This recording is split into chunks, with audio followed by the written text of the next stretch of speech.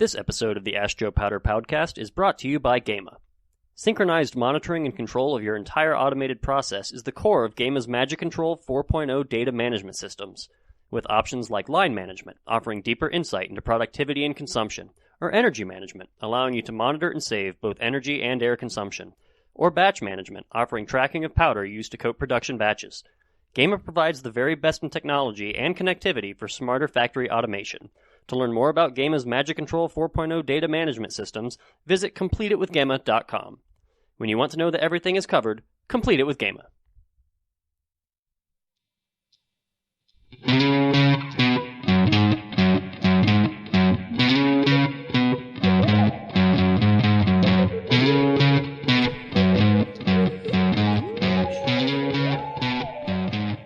Hey, all you powder coating fans. Welcome to episode 7 of the Ask Joe Powder Powdcast. Thank you for taking time to join us. I'm your host, Joe Powder, a.k.a. Kevin Biller, and with me is my esteemed colleague and powder coating formulator dude extraordinaire, Nathan. Hey, what's up, everybody? We're broadcasting from the Powder Coating Research Group studios in Columbus, Ohio. And so you know, this Ask Joe Powder Powdcast is here to bring you news and technical know-how to the global powder coating community. You want to get it rolling? Yeah, but before we do, Nate, I'd like to give a shout-out to Mike Withers of Exalta Powder Coatings. He's been appointed to the Powder Coating Institute's Board of Directors. He's filling a vacancy which became available with the retirement of another really great powder coating guy, Ron Cudzillo. Mike has been in the powder coating industry for over 20 years and has been a member of the PCI since starting at Exalta in 2013. He's been heavily involved with PCI's Education Committee, the Technical Committee, and is chair of the Promotions Committee. He's a qualified speaker for PCI's workshops, and he speaks annually at the Powder Coating Technical Conference. So congratulations, Mike. Your contribution is going to be excellent for the Board of Directors. We look forward to the work that you're going to do. All right, now some news in our Guess What segment. It looks like PPG announced that they're doing some significant broad restructuring to reduce its global cost structure.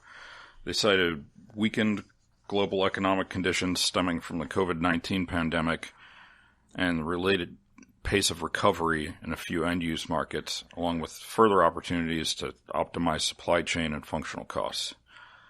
It includes a voluntary separation program that was offered in the U.S. and Canada. These measures will enable the company to come out of the crisis with lower structural costs. PPG's witnessed strong demand for architectural do-it-yourself coatings, aerospace applications for military programs, and packaging coatings, but it's been more than offset by soft demand for commercial aerospace, automotive OEM and refinish, architectural do-it-for-me, and certain general industrial coating end uses. They say in aggregate, the company's sales volume were lower versus the prior year in April by about 35%. And it's looking a little bit better through the month of May, with the aggregate sales down by 30% versus 2019. But that's still a pretty significant drop off there. Wow. And in other news, Polychem launches their Open Throttle powder. It's a one-stop shop for all job shop vehicle refinishing powder needs. It's designed with hot rods, alloys, motorcycles, and automotive refinishing in mind. Open Throttle offers an exciting collection of 32 stocked quality powders available in 5-pound minimums. Using their signature polyester technology, Open Throttle features a range of powders that includes primers and clears, candy colors, neons, translucents, and popular neutrals that can be used on wheels, bikes, and beyond. You can find product information, color videos, troubleshooting tips, and contact information all on their website, which you can also get a free color card and sample rings while you're there. So what gets you mad this week, Joe? Okay. All right, powder coating fans. I don't know if everybody's going to agree with me, but you asked me what gets me mad. Okay. Here's what's been on my mind. The Pollyannas who think that the COVID pandemic is being overblown and that everything will return to normal soon. I mean, really. The world has been turned upside down by this insidious virus, and the medical field is yet to find a vaccine.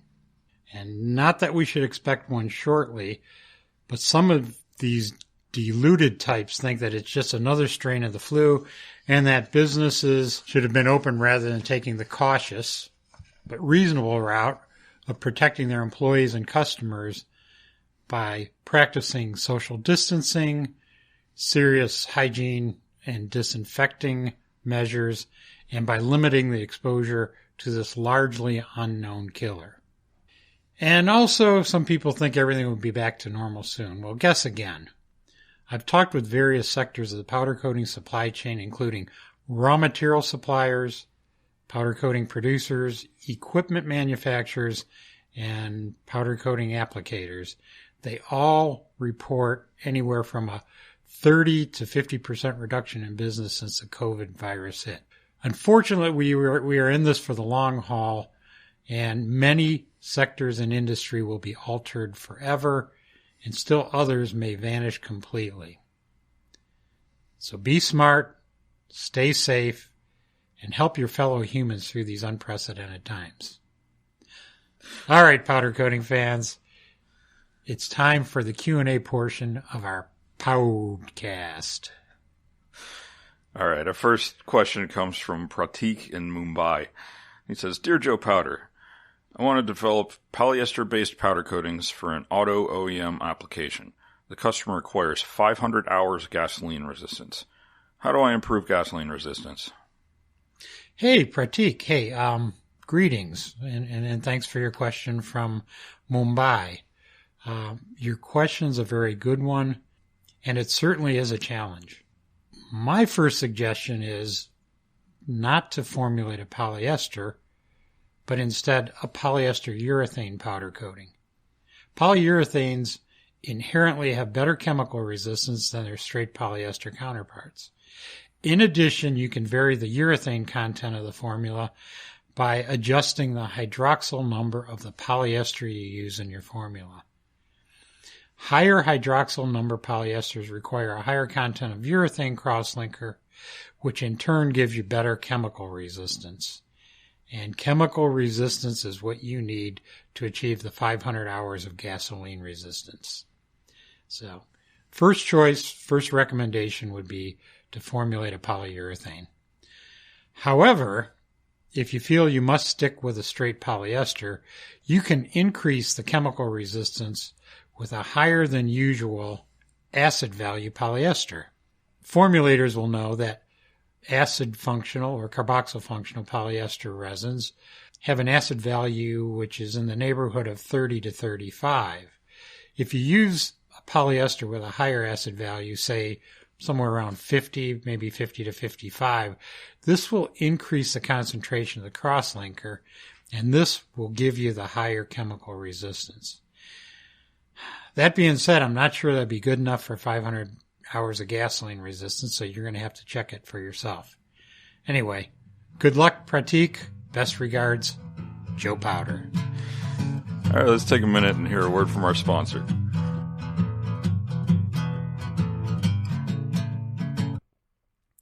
Gama's Optiflex Pro manual gun uses Power Boost technology, which gives you the industry's highest charging power at 110,000 volts and 110 microamps, allowing for faster and more efficient powder coating. We're handing you more power, more quality, and more control. For a demonstration, call 877-437-6771. Once again, that's 877-437-6771. And be sure to mention, Ask Joe sent me. When you want to know that everything is covered, complete it with Gama.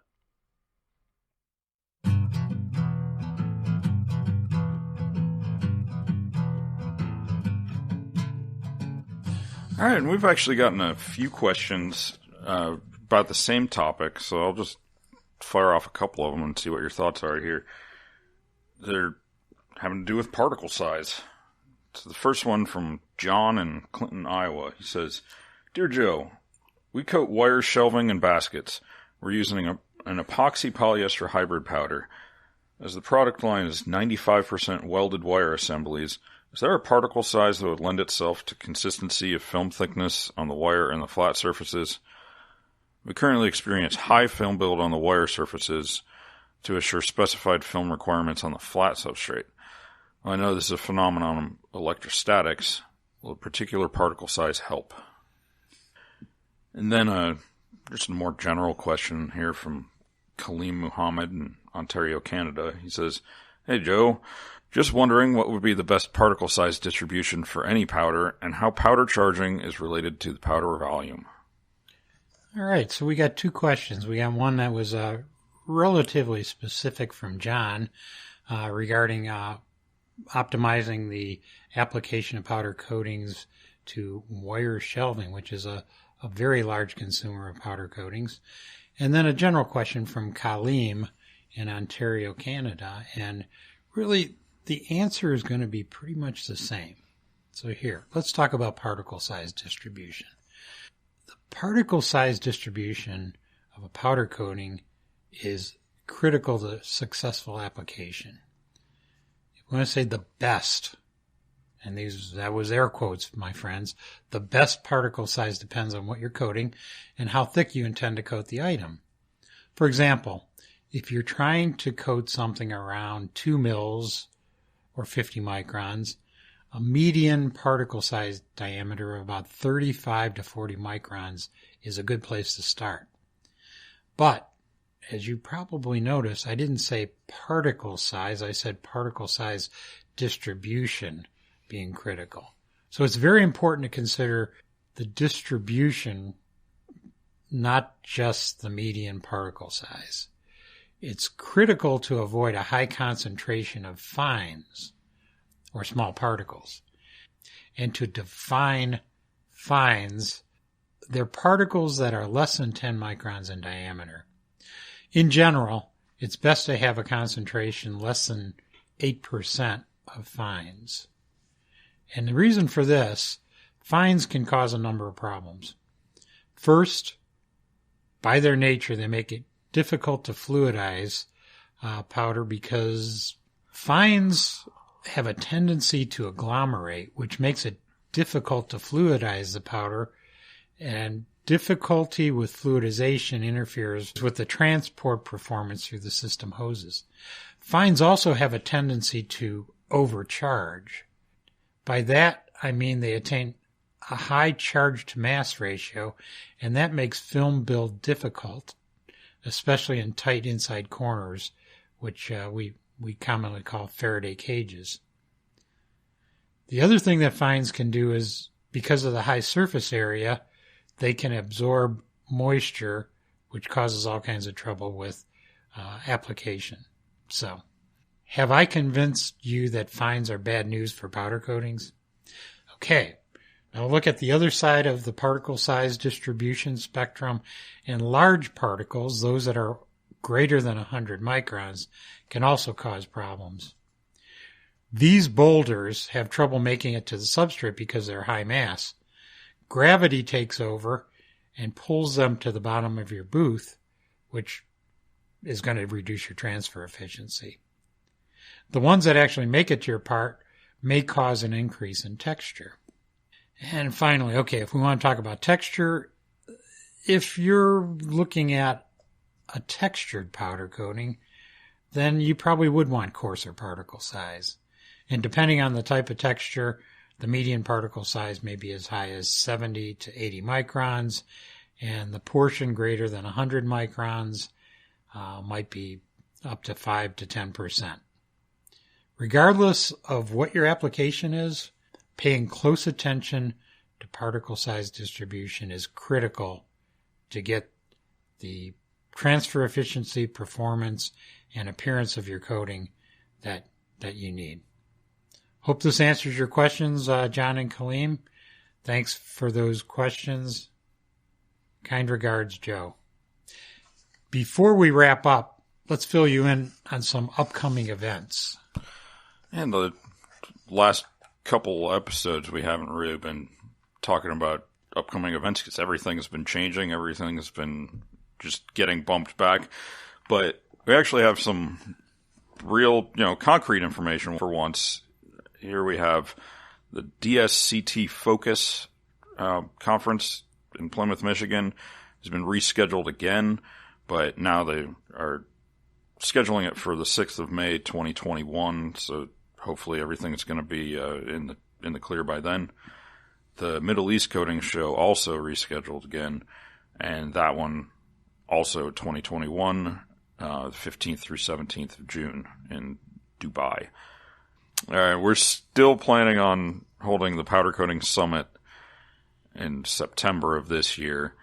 That's also paired with, the Powder Coating Kitchen, which is a formulator's course, the 2 days leading up to the summit, which would be the 22nd, 23rd, and then the summit taking place the 24th and 25th of September in Columbus, Ohio. We also received confirmation that the Paint Expo in Germany is confirmed to be a go from the 12th through 15th of October of this year, 2020. Oh, thanks for that update, Nate. Okay, fans, tune in next time when we tackle reclaim powder transfer efficiency and how to powder coat your porcelain enamel throne the color pink.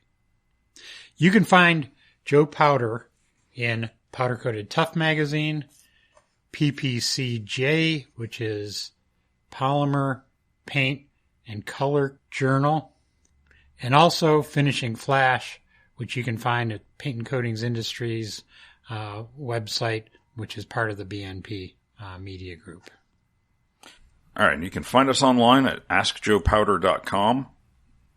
If you have a question for the show, you can send us an email at askjoepowder@yahoo.com, or you can leave a message on our voicemail. That's 1-478-2-ASK-JOE or 1-478-227-5563. This has been a production of the Powder Coating Research Group. Our original music, recording, and editing is done by Nick Page. Para bailar la bamba se necesita una poca de gracia. And keep your powder dry.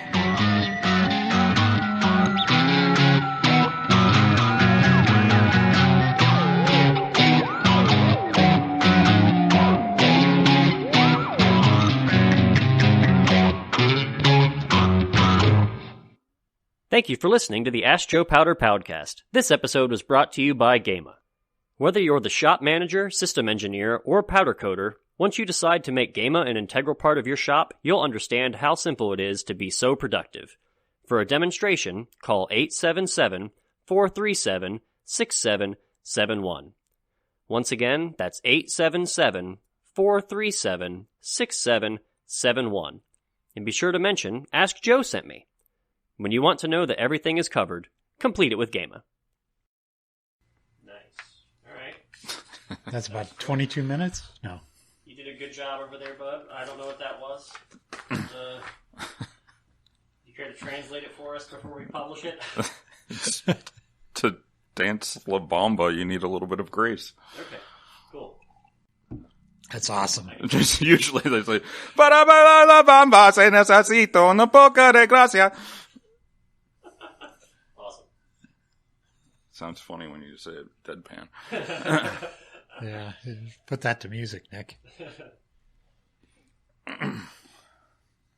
Cool. Oh yeah, you weren't recording that last part, were you? I hope so. Yes, please. No comment? I muted my phone. I told nobody to call until. You texted everybody. I got that message. He's telling the truth.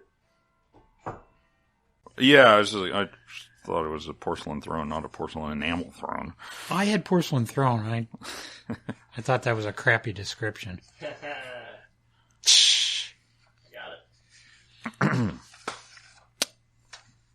Yeah, sip of water.